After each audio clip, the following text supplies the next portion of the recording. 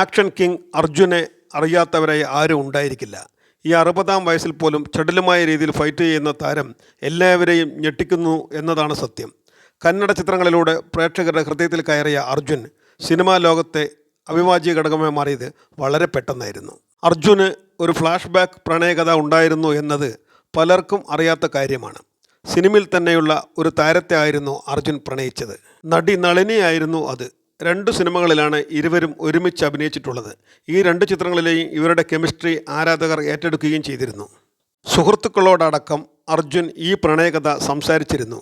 എന്നാൽ നളിനിയോട് ഇത് തുറന്നു പറയാൻ അദ്ദേഹം മടിച്ചു.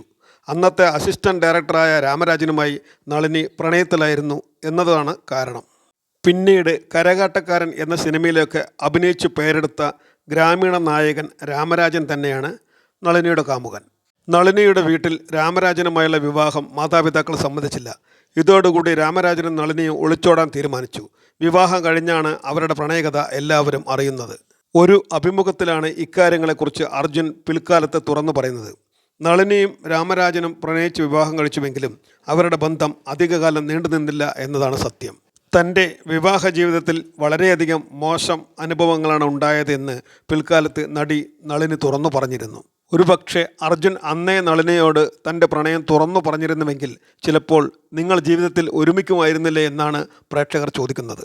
തുറന്നു പറയാത്ത മൂടിവെച്ച പ്രണയം വളരെയധികം വേദനാജനകമാണ് എന്ന് മനസ്സിലാക്കാൻ സാധിച്ചില്ലേ എന്നും ചിലർ അർജുനോട് ചോദിക്കുന്നുണ്ട്. സംഭവിക്കുന്നതെല്ലാം നല്ലതിന്. ഇപ്പോൾ അർജുൻ അദ്ദേഹത്തിൻ്റെ കുടുംബവുമായി നല്ല രീതിയിൽ തന്നെ ജീവിക്കുന്നു.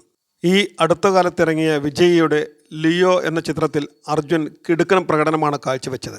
GPS മീഡിയയുടെ വ്യക്തിപരമായ അഭിപ്രായത്തിൽ അർജുൻ്റെ ഏറ്റവും ആസ്വദിച്ചു കണ്ട ചിത്രം മുതൽവനായിരുന്നു.